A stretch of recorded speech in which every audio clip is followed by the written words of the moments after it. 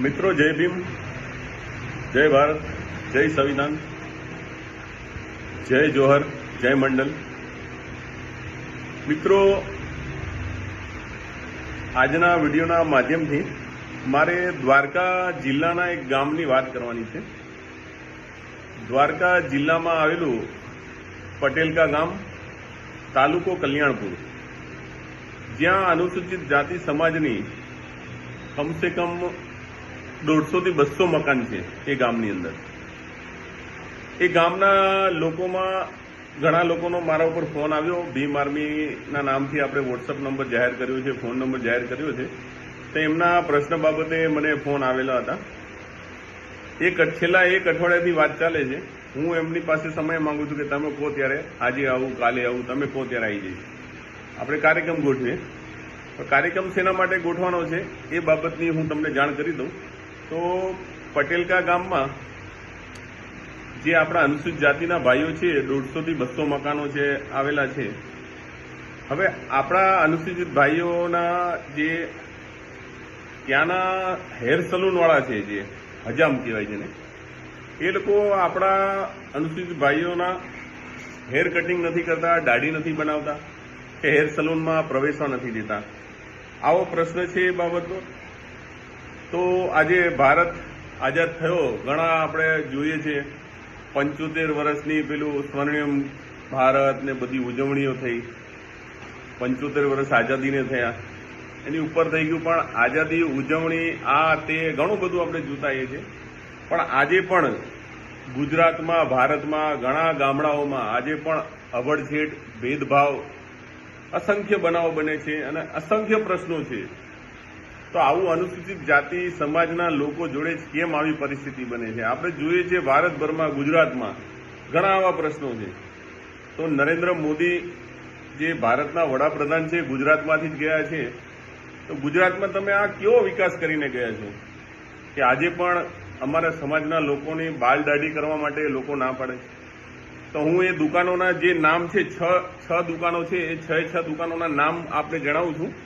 પહેલું છે શ્રી ચામુંડા હેરાટ, બીજું છે ચામુંડા હેરાટ, ત્રીજી દુકાન છે જેનું નામ છે કૃષ્ણા હેરાટ, ચોથી દુકાન છે વિનોદ હેરાટ, અને 5મી તે 6ઠી દુકાન જે છે એ બંનેના નામ નથી, નામ વગરની દુકાન છે.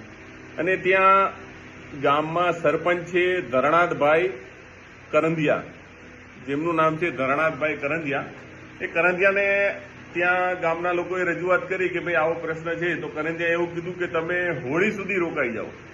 એટલે હોળી સુધી શું, કઈ હોળી પછી કંઈ થવાનું છે કે ભાઈ હોળી પછી સરકાર શું, નરેન્દ્ર મોદી પરિપત્ર જાહેર કરવાના છે કે ભાઈ આ લોકોના બાલ કાપો, આ લોકોને દાઢી કરો તમે? એટલે આ કેવા સરપંચ કેવા જવાબ આપે છે એ તમે જુઓ. બીજું કે ત્યાંના જે ધારાસભ્ય છે પબ્બા માણેક, વાતો બહુ મોટી મોટી કરે છે. તો પબ્બા માણેકને આ બધું નહીં દેખાતું હોય કે હું આ ગામમાં જાઉં કે ભાઈ આ ગામમાં કેમ આ લોકોના બાલ દાઢી નથી કરતા, અનુસૂચિત જાતિ સમાજ સાથે કેમ ભેદભાવ થાય છે? એમને જાણવા જવું ના જોઈએ.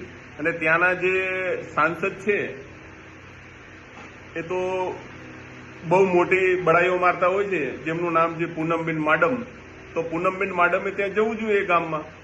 શા માટે પૂનમબેન માડમ ને ત્યાંના ધારાસભ્ય ત્યાં હાજરી નથી આપતા કે ભાઈ આવું ના થવું જોઈએ? શું આ દેશમાં આવું ચાલવું જરૂરી છે કે ભાઈ ભેદભાવ રાખવો જોઈએ બાલ દાઢી કરવા માટે, એક આવી સામાન્ય બાબત માટે? ક્યાં સુધી તમે આવું દેશને આવી રીતે ખાડામાં મૂકતા જશો? એટલે અમારી આ વિડીયોના માધ્યમથી ભીમ આર્મીની અપીલ છે, તમને આ છેલ્લી વોર્નિંગ છે. જો આ લોકોમાં આ બધાએ આ ભેદભાવ કર્યો અને આવું થયું આગળ બી, તો ભીમ આર્મીની ટીમ ત્યાં આવશે અને આંદોલન થશે. અને આંદોલન થકી આ જેટલા પણ હેરાટવાળા છે એને આ બધા ઉપર એટ્રોસિટી એક્ટ મુજબ ગુનો નોંધાવવામાં આવશે. એની આપને આ વિડીયોના માધ્યમથી જાણ કરી દઈએ છીએ કે આજથી જ તમે આ સિલસિલો બંધ કરી દો. આ ભેદભાવ જે તમે કરો છો એ બધું બંધ કરી દો. નહીં તો ભીમ આર્મીની ટીમ ગામવાળા જોડે વાત થઈ છે, અમે ટૂંક જ સમયમાં આજે કાલે જ્યારે ગામવાળા કે ત્યારે અમે આવી જશું. અને આ છેલ્લી વોર્નિંગ છે બધાને કે કાલથી આવો પ્રશ્ન ના થવો જોઈએ કે ભાઈ બાલ દાઢી અમે નહીં કરીએ. બધા દુકાનવાળાને છેલ્લી વોર્નિંગ છે. જો અમે આવીશું, ભીમ આર્મી આવી જશે એટલે ફરિયાદ સિવાય અમારે કશું કરવાનું થતું નથી. ફરિયાદ જ કરવાની છે. તો બધા સુધરી જાઓ એટલામાં સારું છે. અને ધારાસભ્ય પબ્બા માણેક અને પૂનમબેન માડમ સાંસદ, તમે જો સમજાવી શકતા હોય અને આ બધું બંધ કરાવી શકતા હોવ તો તમે જઈ શકો છો. બાકી ભીમ આર્મી આવવાની જ છે. ગામવાળા અમને આજે કહેવાના છે, કાલે આવી જશું અમે. એટલે અમારા અહીંયા પેલે આ બધું બંધ થઈ જવું જોઈએ, નકર બહુ મોટું આંદોલન થશે.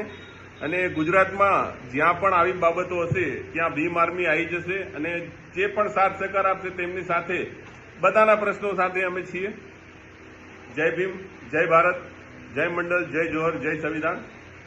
કમલેશ ધવલના જય ભીમ, ભીમ આર્મી ગુજરાત પ્રદેશ અધ્યક્ષ.